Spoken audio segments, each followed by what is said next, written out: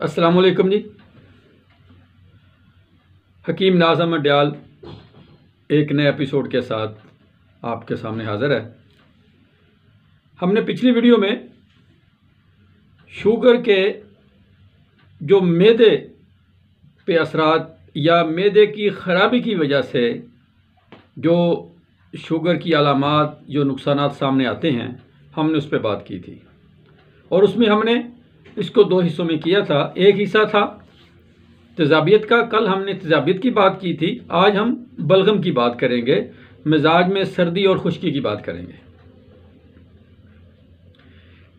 जब मिजाज में सर्दी और खुश्की बढ़ती है तो क्या होता है, फिर वो हम जैसे हमने अक्सर देखा है, हमारे शुगर के जो मरीज़ दोस्त हैं वो शिकायत करते हैं कि जी मेरे उसका अंगूठा सुन्न हो गया, मेरे पाँव की उंगलियां सुन्न हो गई, मेरे हाथ की उंगलियों के पोर सुन्न हो गए। अच्छा, इसमें आप ये भी देखते हैं, खुदा न खास्ता अल्लाह ताला पनाह दे, कुछ हमारे दोस्तों के जो अंगूठे काट दिए जाते हैं, उंगलियां काट दी जाती हैं। हमने नौज़बिल्ला लोगों की टांगें तक कटती देखी हैं। ये उस वक्त होता है जब मिजाज में सर्दी और खुश्की का गलबा होता है। खून की जो प्रॉपर गर्मी जो होती है, जो खून की जो गर्दिश होती है, वो पूरे जिस्म में सही तरीके से आज़ा जितने भी होते हैं उनके आखिर तक पहुंच नहीं पाती। तो जब खून में ऑक्सीजन की कमी हो जाती है, खून की गर्दिश में वो रवानी नहीं रहती जो कि एक सेहतमंद आदमी को चाहिए होती है, तो जिस हिस्से में ऑक्सीजन नहीं पहुंच पाती वो हिस्सा सुन्न हो जाता है, वो हिस्सा बज़ाहिर मुर्दा हो जाता है। जैसा कि माहिरीन जानते हैं कि दिमाग की तरफ अगर ऑक्सीजन जो है वो सिर्फ 20 सेकंड के लिए, ज़्यादा से ज़्यादा 30 सेकंड के लिए अगर रुक जाए तो इंसान बेहोश हो जाता है, और अगर 1 मिनट से ऊपर ये दौरानिया चला जाए तो इंसान जो होता है वो मौत की नींद सो सकता है।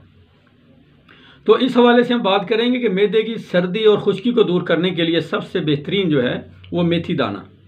अच्छा, यहाँ पे एक वजाहत ज़रूरी है कि मेथी फीमेल है और मेथरे जो हैं वो मेल हैं। इनकी ग़िज़ाइयत में बहुत फ़र्क है।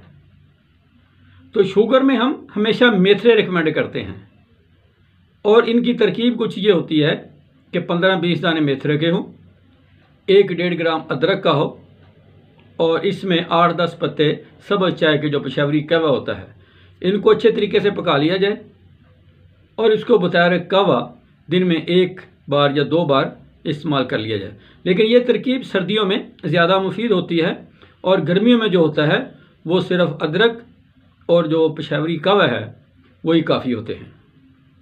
अच्छा, इसीलिए इसी तरह मैदे की जो सर्दी और खुश्की जो है, इसके अजाले के लिए जो अलसी है, हम अलसी इसलिए कहते हैं कि अलसी जो है ये जिस्म की तमाम रगों से बलगम को निकालती है और मिजाज में ठंडक की वजह जो है वो बलगम होती है। ऐसी बलगम जो चिपक जाती है, जो लेसदार मादे की तरह ना बिल्कुल गाढ़ी हो जाती है, जो निकल नहीं पाती, जिसका इखराज मुश्किल हो जाता है।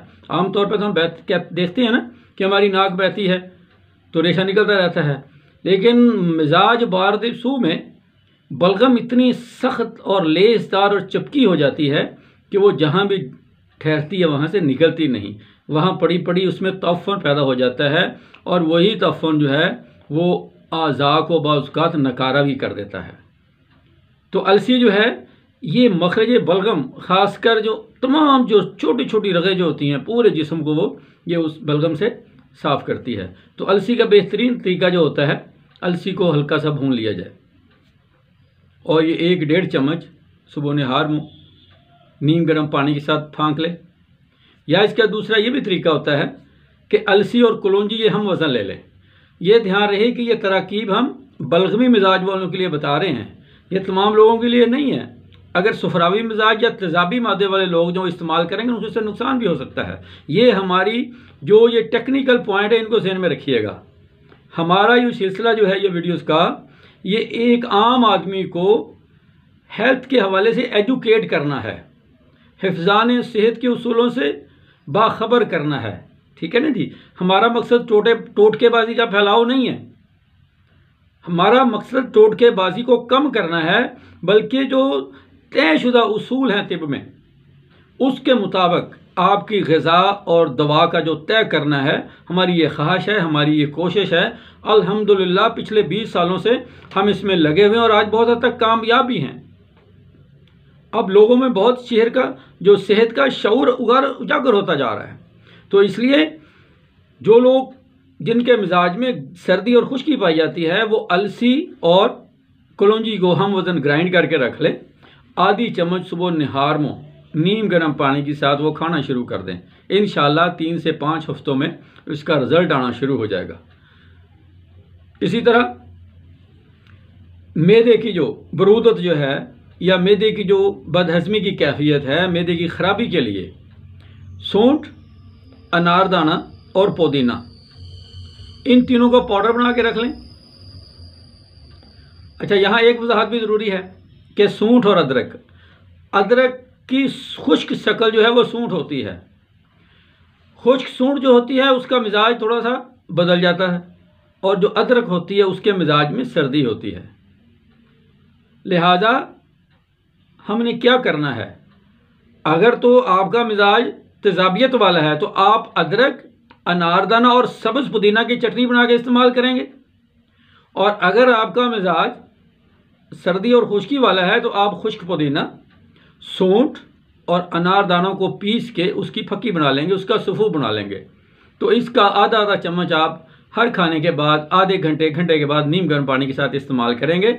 और मैदे की सर्दी को दूर करने का एक बेहतरीन तरीका ये भी है कि आप पानी हमेशा हल्का सा नीम गर्म इस्तेमाल करें। ज़्यादा यख ठंडा जो है, ये कोला मशरूबात जो हैं, जैसे कि हमारे यहाँ एक बड़ा फैशन है कि हम खाना गर्म गर्म खाते हैं लेकिन उसके साथ ठंडी ठार बोतल पीते हैं। ये जो रवैये हैं ये सेहत दुश्मन रवैये हैं, इन्हें हमें तर्क कर देना चाहिए। और इसके साथ साथ जो सर्द मिजाज वाले हैं उनको तुरशा खट्टी चीज़ कोई भी इस्तेमाल नहीं करनी, भले वो लेमू हो, भले वो कीनू हो, भले वो दही हो, अचार हो, इस तरह की चीज़ों से उस बंदे ने दूर हो जाना है, ताकि आपके मिजाज की वो जो बादी खुश्की जो है, सर्दी जो है, उसमें इजाफा ना हो। और अगर पेट में, जैसे कि हम अगले एपिसोड में बात करेंगे कब्ज़ वगैरह की, तो उस हवाले से इंशाल्लाह हम अगली किस्त में बात करेंगे कि जब पेट की ख़राबी की वजह से शुगर मुतासर होती है तो उसमें हमने कौन सी घरेलू तरकीब इस्तेमाल करनी है कि हमारी शुगर से जान छूट जाए। तो दोस्तों, आज इतना ही। हमने ये ध्यान रखना है कि अगर आपका मिजाज सर्दी और खुश्की की वजह से ख़राब है और आप पे शुगर की अलामात और नुकसानात मुसल्लत हैं तो आपने क्या करना है ये आज हमने बताया है।